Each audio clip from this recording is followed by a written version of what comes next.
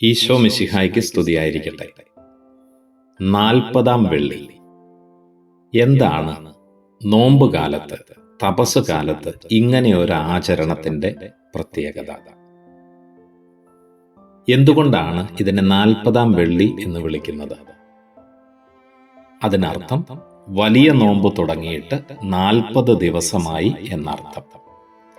വിഭൂതി മുതൽ ഞായറാഴ്ചകളടക്കം ഉള്ള ദിവസങ്ങൾ എണ്ണിയാൽ 40 ദിവസം തികയുന്നു.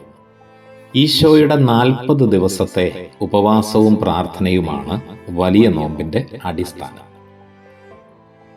പഴയ നിയമത്തിൽ മോശ 40 രാവും പകലും മലമുകളിൽ ദൈവത്തോടൊപ്പമായിരുന്നു. നോഹയുടെ കാലത്ത് 40 രാവും പകലും ഭൂമിയിൽ മഴ പെയ്തു. ഇസ്രായേൽക്കാർ 40 വർഷം മന്ന ഭക്ഷിച്ചു ജീവിച്ചു. നിനിവേ നിവാസികൾ അനുതപിക്കാൻ ദൈവം അവർക്ക് നൽകിയത് 40 ദിനങ്ങളാണ്. ഇങ്ങനെ വേദപുസ്തക പാരമ്പര്യത്തിൽ അടിസ്ഥാനത്തിൽ ഈ 40-ന് ഒത്തിരിയേറെ പ്രത്യേകതകളുണ്ട്. വിശുദ്ധ പാരമ്പര്യത്തിൽ ഈ 40-ാം വെള്ളി വലിയ ആഴ്ചയുടെ, പീഡാനുഭവ വാരത്തിന്റെ, ഹാശ ആഴ്ചയുടെ പ്രവേശന കവാടമായിട്ട് നിലകൊള്ളുകയാണ്. അതായത് 40 ദിനങ്ങൾ ഉപവാസവും പ്രാർത്ഥനയും മുടങ്ങാതെ വന്നിട്ട് ഈ 40-ാം വെള്ളിയിൽ ഈശോയുടെ ഉത്ഥാനം ഓർമ്മിക്കുകയാണ്. ഈശോ ലാസറിനെ ഉയർപ്പിച്ചത്, അതിലൂടെ ഈശോയുടെ ഉത്ഥാനത്തെ ലക്ഷ്യമാക്കുകയാണ്. കുരിശിൽ മനസ്സുറപ്പിച്ച് ഉത്ഥാനത്തിലേക്ക് പ്രയാണം ചെയ്യുന്നതാണ് നോമ്പുകാലം എന്ന് അലക്സാണ്ട്രിയയിലെ വിശുദ്ധ സിറിൽ നമ്മളെ പഠിപ്പിക്കുകയാണ്.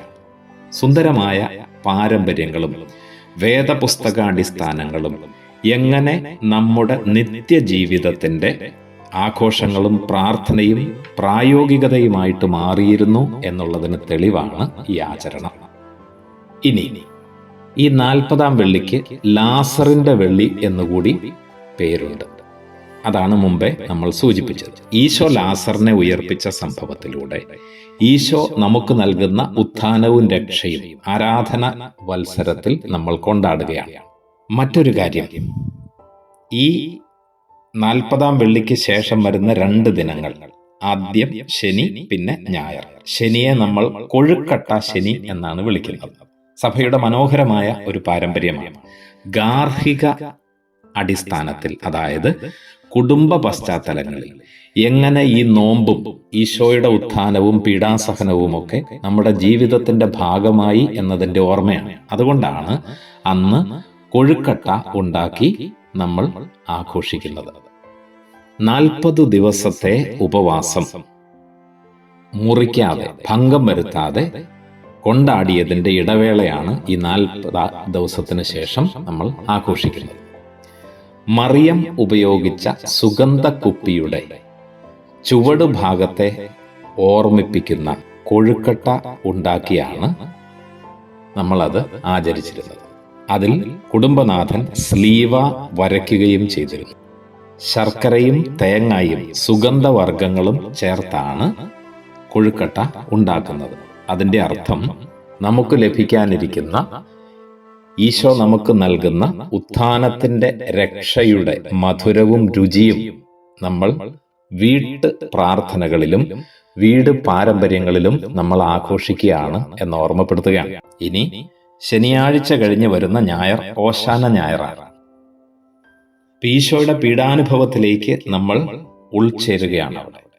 ഓശാന ഞായറിൽ ഈശോയുടെ രാജത്വം, പെസഹ വ്യാഴാഴ്ചയിൽ ഈശോയുടെ പൗരോഹിത്യം, പീഡാനുഭവ വെള്ളിയിൽ ഈശോയുടെ മഹത്വപൂർണമായ മരണവും ഉത്ഥാനവും നമ്മൾ കൊണ്ടാടുകയാണ്. ഇന്ന് നാം ജീവിക്കുന്ന ഈ കാലഘട്ടത്തിൽ പൈശാചികതയും പിശാചുവൽക്കരണങ്ങളും ഒത്തിരിയേറെ ഇരുട്ട് സൃഷ്ടിക്കുന്ന ഈ സാമൂഹിക പശ്ചാത്തലത്തിൽ ഇതുപോലെയുള്ള കുടുംബപരവും ആരാധനപരവും വിശുദ്ധ പാരമ്പര്യത്തിന്റെ ഭാഗവും വേദപുസ്തക അടിത്തറയുള്ളതുമായ ആചാരങ്ങളിലൂടെ ഈ സമൂഹത്തിന്, ഈ കാലഘട്ടത്തിന്, ഈ നാടിന് വരുന്ന എല്ലാ ഇരുട്ടും പ്രകാശമാക്കി മാറ്റിക്കൊണ്ട് സത്യവിശ്വാസികളായി നമുക്ക് മുന്നേറാം. ഈശോ നമ്മളെ അനുഗ്രഹിക്കട്ടെ.